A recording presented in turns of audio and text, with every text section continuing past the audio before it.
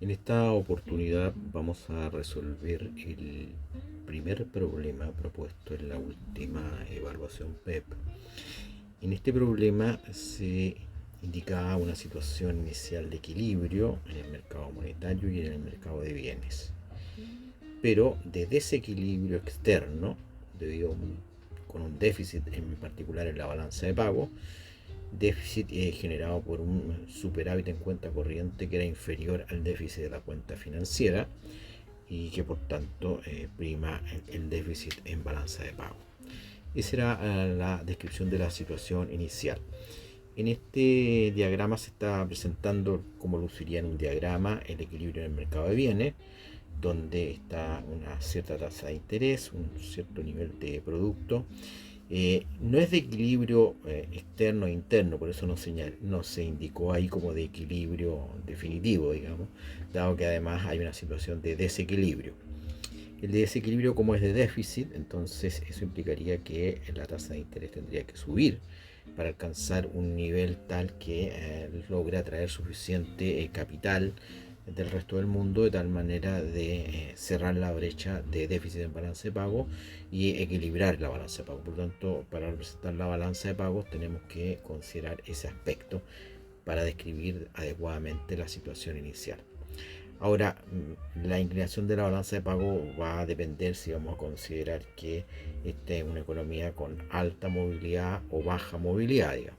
Y de acuerdo a lo que hemos utilizado, a lo que establecimos como criterio, en este caso estaría representada más bien una situación de alta movilidad. Eso sería lo que en esta curva estaría bien representado. Ahora, en este problema, dado que tiene dos partes, en una de ellas, la primera parte, se considera que el sistema tiene alta movilidad, por lo tanto, para la parte A de este problema, efectivamente estaría ahí bien representada. Esa sería la descripción de la situación inicial para el caso particular de la parte A de este problema. Ahora, ¿qué es lo que se nos pide acá? Se nos pide que expliquemos cómo esta economía se va a ajustar a un nuevo equilibrio interno y externo. Y se nos da una condición particular, y esa condición particular es que tenemos que considerar que el régimen cambiario es de tipo de cambio fijo. Entonces eso hace una diferencia muy importante cuando tengamos que explicar el mecanismo de ajuste. Entonces, ¿cómo sería el equilibrio que se daría acá? Entonces, al tener tipo de cambio fijo y plantear que inicialmente las situaciones de déficit en balance de pago, nosotros sabemos que ese déficit en balance de pago lo que en definitiva ocurre es que se produce un exceso de demanda de divisas. Entonces lo que deberíamos esperar que en el mercado cambiario, ¿cierto?, la cantidad demandada de divisas supera a la cantidad ofertada y por lo tanto, si se pretende tener un régimen cambiario de tipo de cambio fijo, entonces el Banco Central es el que tiene que intervenir para cerrar esa brecha. Una de las maneras, la más simple probablemente de mirarlo, es que el Banco Central entonces tiene que vender suficientes divisas para eliminar esa brecha. Y al vender estas divisas, obviamente lo que implica un intercambio de entrega de dólares a cambio de, o divisa a cambio de la moneda local, entonces eso va a significar una contracción monetaria. Entonces una contracción monetaria implica que desde el punto de vista económico se va a producir un exceso de demanda de dinero. Y esto obviamente, digamos, va a generar un comportamiento de los agentes económicos para tratar de revertir ese exceso de demanda de dinero, de tal manera que van a alterar su cartera de activos. Entonces, ¿qué es lo que van a hacer?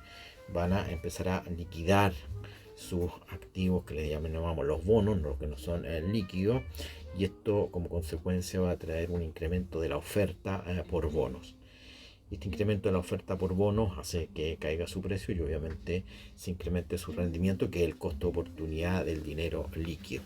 Entonces eso va a generar, ¿no es cierto?, que la tasa de interés se eleve, que representa el costo de oportunidad del dinero líquido que está representado aquí por la demanda de dinero. Entonces, ese es el fenómeno que finalmente va a ocurrir, un incremento de tasa. ¿Cuánto va a ser ese incremento de tasa? Obviamente ese incremento de tasa tiene que ser tal que se cumpla la condición de que el tipo de cambio se mantenga fijo, es decir, que se cierre la brecha de déficit en balanza de pago. Por lo tanto, la tasa de interés va a tener que ser tal que elimine el déficit en balance de pago. Aquí en este diagrama es fácil ver cuánto sería esa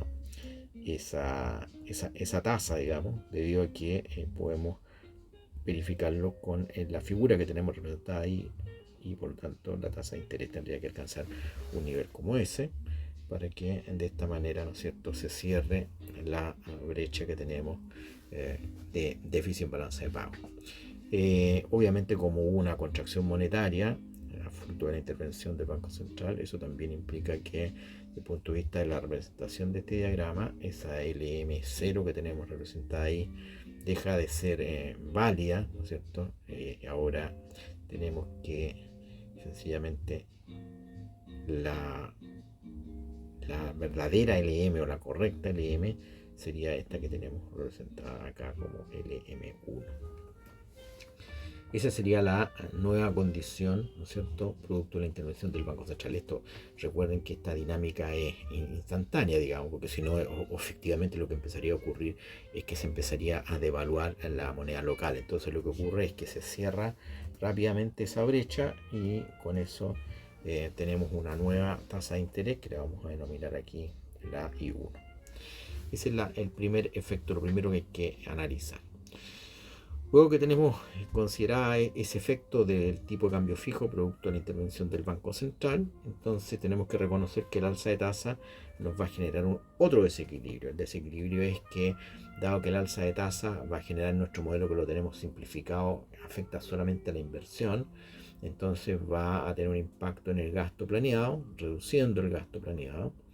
Y esta reducción del gasto planeado, dado que el mercado de bienes estaba en equilibrio, lo que va a generar, ¿no es cierto?, es un exceso de oferta de bienes.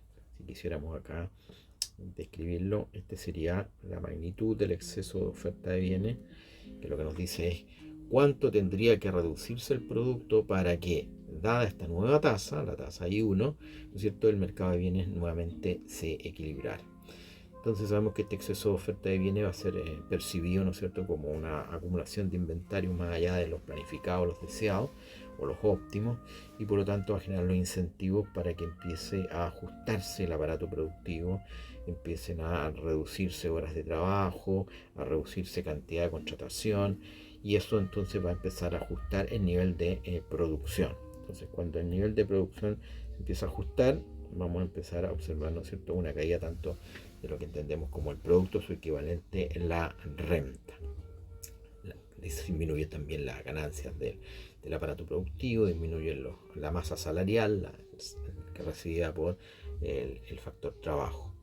Y ahí entonces se empieza a producir la dinámica de ajuste, porque cuando empieza a reducirse el producto para cerrar esta brecha, eso también entonces va a afectar ahora la tercera componente de nuestro modelo. Fíjense que ya hemos visto el mercado de divisa, hemos visto ahora cómo se empieza a ajustar el mercado de bienes, y ahora va a empezar a ajustarse, ¿no es cierto?, el mercado monetario. Y la razón es que al reducirse la renta va a disminuir la demanda por dinero, y esta reducción de demanda por dinero va a generar el fenómeno contrario al que habíamos observado anteriormente.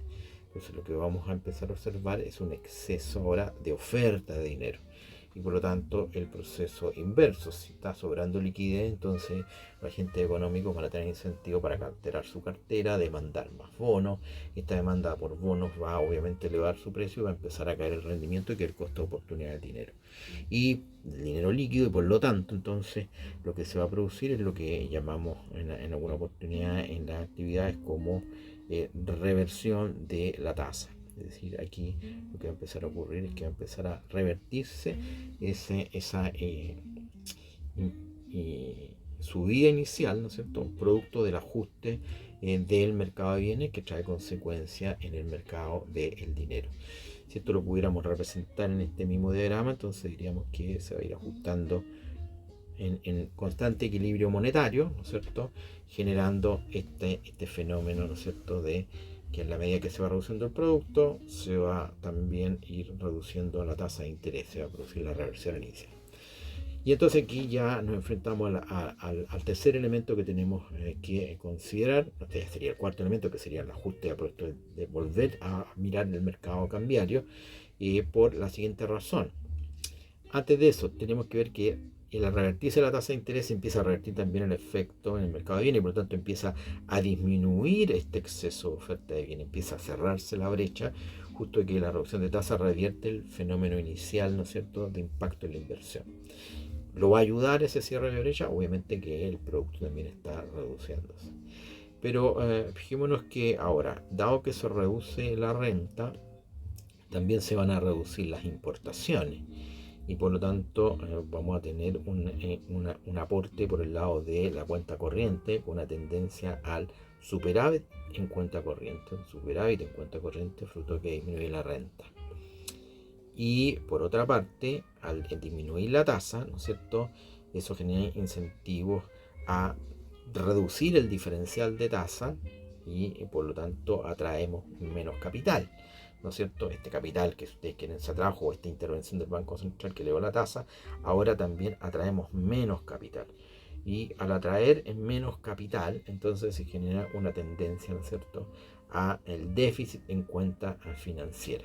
Es decir, la balanza de pago que ya se encontraba equilibrada por esta intervención del Banco Central, ¿no es cierto?, que elevó la tasa, logró atraer más capital financiero, con eso compensó el déficit en cuenta corriente, equilibró la balanza de pago.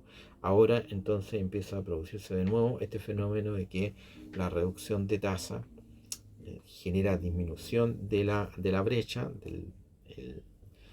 del diferencial de tasa con el resto del mundo, y por lo tanto hay tendencia al déficit en cuenta financiera. Pero por otro lado vamos a tener también una tendencia al superávit en cuenta corriente. Entonces, dependiendo cuál de los dos prime, es el efecto en la balanza de pago. Y aquí entonces es donde se hace relevante si hay alta o baja movilidad. Es un aspecto que aquí define cómo abordamos en adelante la solución del problema. Y como hay alta movilidad, entonces vamos a coincidir que el efecto tasa, ¿no es cierto?, va a ser el más relevante y por lo tanto va a primar el déficit que se va a generar en cuenta financiera con respecto al superávit en cuenta corriente. Y por lo tanto lo que va a primar es un déficit en balanza de pago. Y como va a primar el déficit en balanza de pago, la tendencia va a generar un déficit en balanza de pago, obviamente eso va a generar tendencia a un exceso de demanda de divisa y va a obligar a nuevamente intervenciones del Banco Central. Y por lo tanto, esto implicaría que nuevamente el Banco Central tendría que intervenir. ¿Y eso qué significa? Que va a tener que vender nuevamente divisas para cerrar esa brecha y eso obviamente va a contraer nuevamente la oferta monetaria, ¿no es cierto?, generando que el ajuste no sea como uno podría suponer en principio a través de la LM, sino que visualmente desde el punto de vista gráfico siempre se va a ir ajustando la LM y por lo tanto la trayectoria de ajuste va a ser a través de la curva BP que ahí está representada, que obviamente no tiene cambio ni tampoco la IS porque no hay cambio en ningún parámetro exógeno que la determine. Y por lo tanto finalmente vamos a terminar con menor nivel de producto y una tasa de interés que va a ser mayor obviamente a la inicial, pero que no va a ser esa que se generó cuando el Banco Central inicialmente cierra la brecha. Acá tenemos un diagrama ya finiquitado, digamos, un poco más limpio, en el cual están los efectos que yo les mencionaba y ahí está finalmente señalada, ¿no es cierto?, el nivel de producto de equilibrio final y el nivel de tasa de equilibrio final y este ajuste que se va a ir dando, y aquí lo podríamos enfatizar, ¿no es cierto?, tal vez con otro color, que se va a ir dando a través de la balanza de pago hasta finalmente alcanzar el nuevo equilibrio. Ese sería todos los considerandos que hay que tener en cuenta cuando queremos describir, ¿no es cierto?, explicar, argumentar cómo esta economía se va a ajustar al nuevo equilibrio interno y externo. Con este material entonces ustedes pueden ahora hacer un proceso de autoevaluación mirando cómo fue su desempeño, cuáles fueron los argumentos que ustedes dieron y si efectivamente se relacionan con lo que aquí se planteó.